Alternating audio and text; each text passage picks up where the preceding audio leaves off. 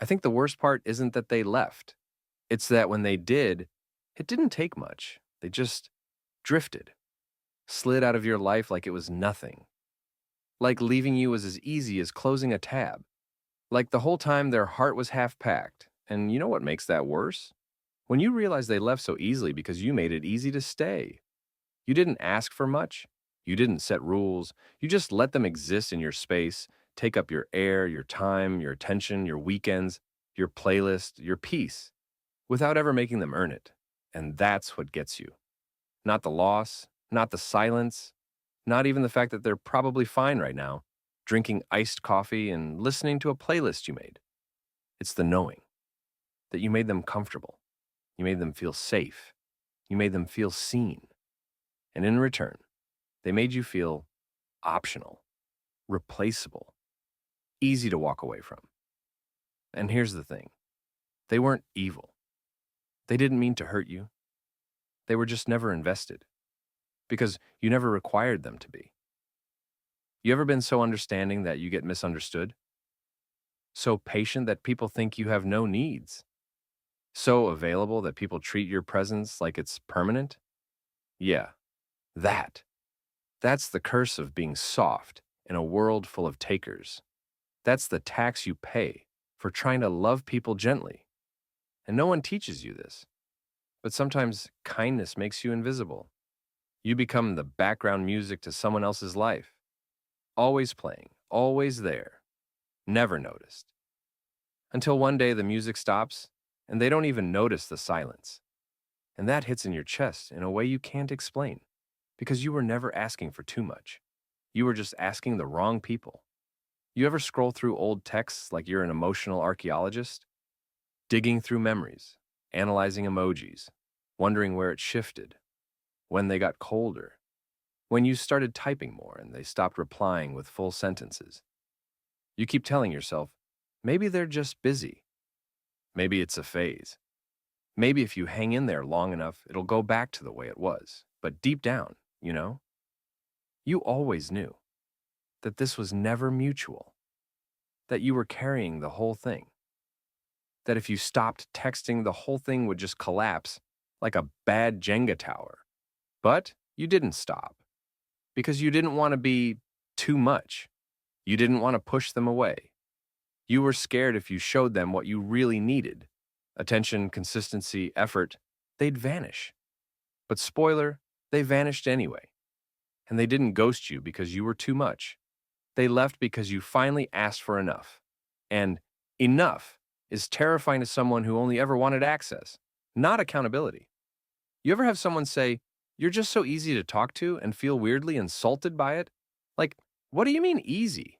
Am I a beanbag chair, a therapy dog, a living, breathing Wi-Fi hotspot for your emotional emergencies? Cool, thanks. Meanwhile, I'm over here needing someone to ask how I'm doing without me having to emotionally collapse for it to happen. Being emotionally available doesn't mean you're emotionally bottomless. There is a limit. There is a breaking point. And people don't usually notice they've crossed it until they're walking over pieces of you, wondering what all that crunching sound is.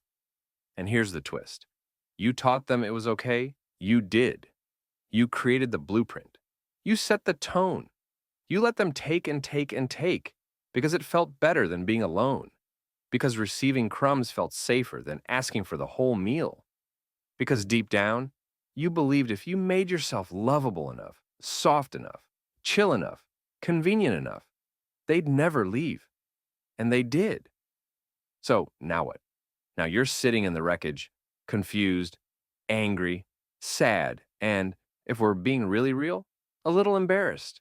Because you saw the signs, you felt the distance, you noticed the vibe change, but you stayed.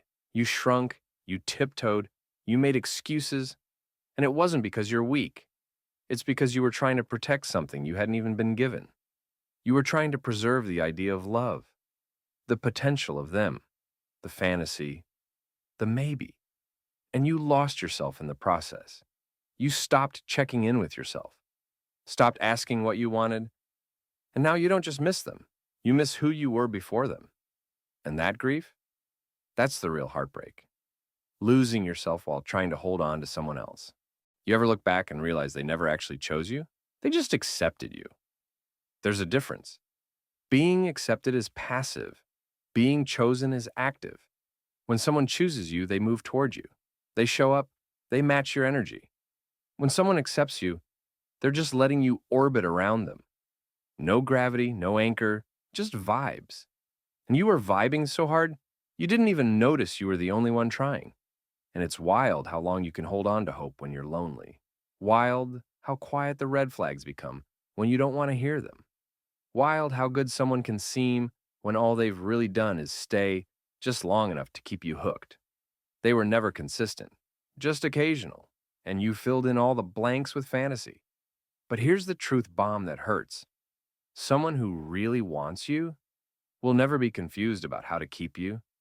They won't breadcrumb. They won't play it cool. They won't vanish when things get real. They'll communicate. They'll try. They'll care when you're quiet. They'll ask how you are before you break. And if they don't, if they ghost, if they slowly back out of your life like it's a bad party, let them. Let them go. Let them leave. Don't chase people who only clap for the easy parts of you.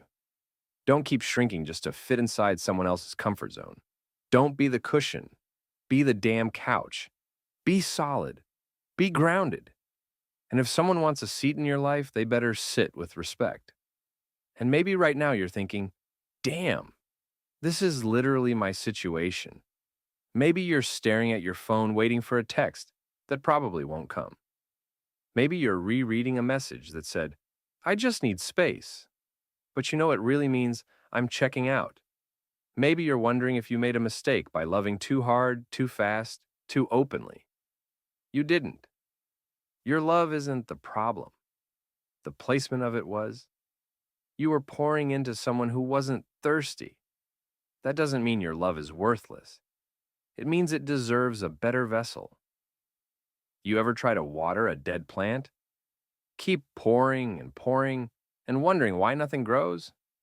That's what unreciprocated love feels like. And when they leave, you blame yourself. You think, maybe I gave too much. You gave it to someone who didn't know what to do with it. That's not your shame, that's your story. And now you get to write the next chapter differently. You get to say, I don't chase anymore. You get to say, I don't carry what isn't mutual. You get to say, I love deeply, but I don't abandon myself to do it. And yeah, that might mean fewer people stick around. But the ones who do will stay because of your standards, not despite them. They'll meet your needs with grace. They'll show up with consistency. They'll ask how your day was before you even have to hint. That's what real connection looks like. And until then, be okay being alone. Not lonely. Alone. Alone is powerful. Alone is where you come home to yourself.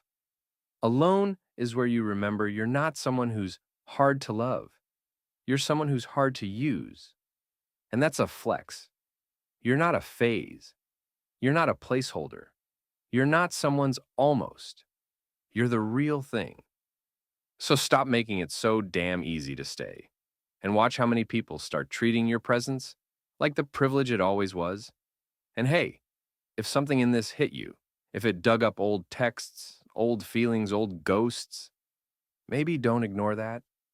Maybe take a second and ask yourself, what version of me allowed that? And more importantly, what version of me is coming next? Because I promise you, when you stop handing out your heart like a party favor, you stop ending up in rooms that never even deserved your love in the first place. And that version of you, the one with peace, with standards, with softness that's protected instead of exploited, that version is unstoppable. Don't just heal, upgrade.